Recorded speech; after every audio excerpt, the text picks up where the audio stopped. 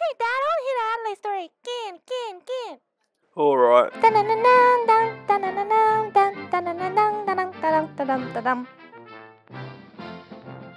know where that is. That's where we live. Once upon a time, on a cold rainy night in the land down under, Adelaide! there was a poor widow who could not afford to support her baby. Oh, So no. she gave her baby away to the wealthiest man in town, who she knew was a kind-hearted man capable of taking care of her baby, Mr. Woodstock. He opened the door, walked outside, he looked left, he looked right.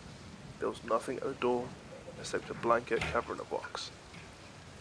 He opened it. There was a baby inside. Someone had abandoned this helpless little baby at his doorstep, so he picked up the box and he took the baby inside his home. 2 years later, on the weekly visit to the park, Mr. Woodstock was reading his daily newspaper and having his morning coffee, while little baby Chloe was playing on the iPad.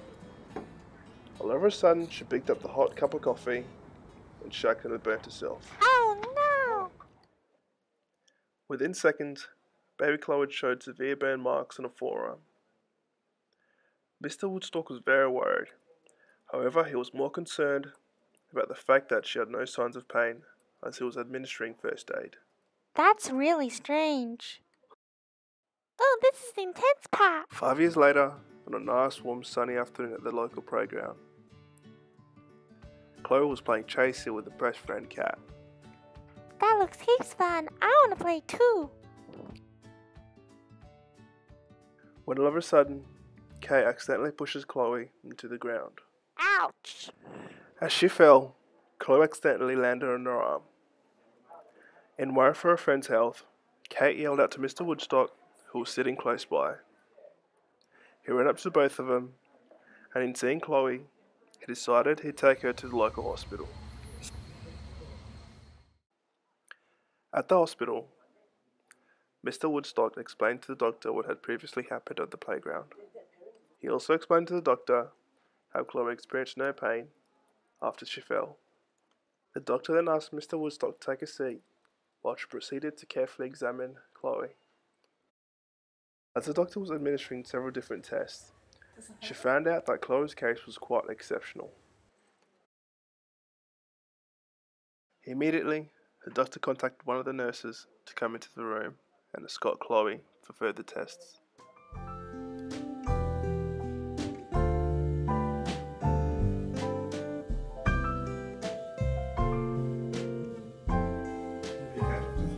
She's fine. We think she has a compound fracture. However, she's feeling no pain. Therefore, we need more examination. Mr. Woodstock later found out that Chloe had a rare genetic disorder known as pain insensitivity.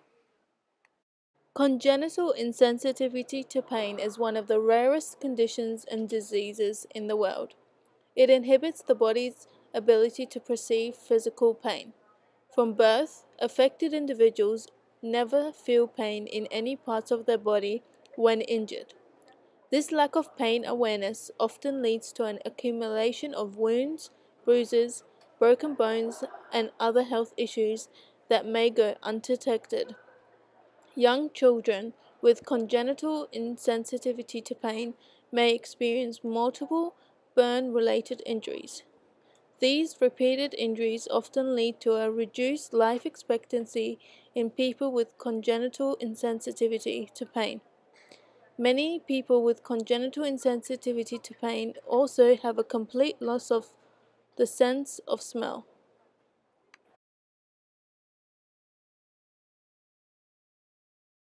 This disease is classified as a rare disease. The incidence of this disorder has been estimated to be less than 1 in 100,000 populations.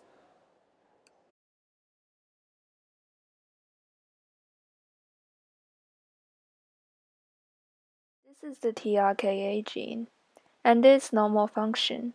It tells NGF-beta protein to bind to tyrosine kinase receptors. After the binding, it sends out signals for multiplication and division to produce more neurons. After gene mutation, receptors are no longer encoded, and NGF protein cannot bind to receptors anymore. No more signals will be sent through, causing a decrease in the number of neurons. This process happens within the pain pathways, affecting cells such as the nociceptive nerve cells. Therefore, no pain stimuli will be detected to the spinothalamic tract or the tegmental pain and temperature path. This inhibits pain sensation. Recent genetic studies have identified the dysfunction of the voltage-gated sodium channel 1.7 is related to pain insensitivity disorders. This channel is encoded by the gene SCN9A, which is located at the endings of pain-sensing nerves and also plays an important role in action potential production. As signals conveyed in the form of electrical impulses, when pain stimulus is present, the impulses from the nociceptive dorsal root ganglion is initiated. This produces the generator potential, and this pain electrical impulses is then traveled through the ascending spinal pathways to the brain. However, in the gene mutations of SCN9A, which lead to the loss function in sodium channel 1.7. This mutation alters the threshold of activation of the channel, causing hyperexcitability in the pain signaling neurons. Therefore, there is no sodium channel current seen in SCN9A mutants, which means there is no feeling in any pain of a physical bleeding.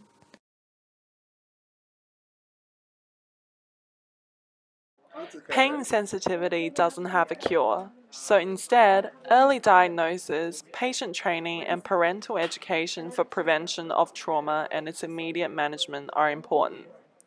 People with pain sensitivity and their families have developed adaptive strategies to help their daily lives. Those include maintain a regular eating schedule, wear protective eyewear, early education of patients and relatives, teach a child to get help whenever he sees blood on himself, learn to recognize the sight of blood as a sign of danger. Check the child all over for injuries at interval during the day. Physical therapy, especially with the joints, helpful to move to a cooler climate, lower risks of overheating. Childproof their house. Anything hot or especially dangerous isn't easily accessible.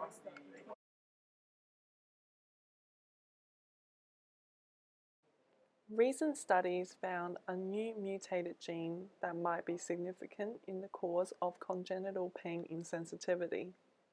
Researchers identified 10 different mutations within the PRDM12 gene, which inhibits proper function of the protein. This gene appears to be important for proper development in sensory neurons and the ability to modify histones. It is hopeful that this new gene could be an excellent candidate for drug development to treat congenital insensitivity to pain.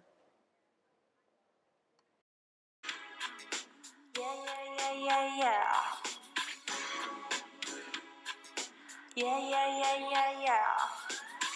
I think I hurt myself again.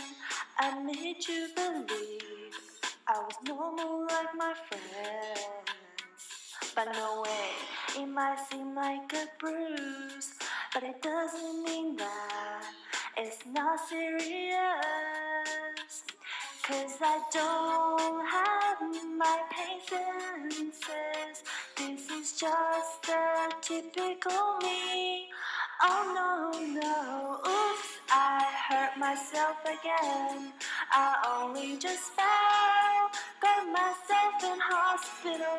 That's just so lame. Oops, you think this is a flaw that you can just ignore.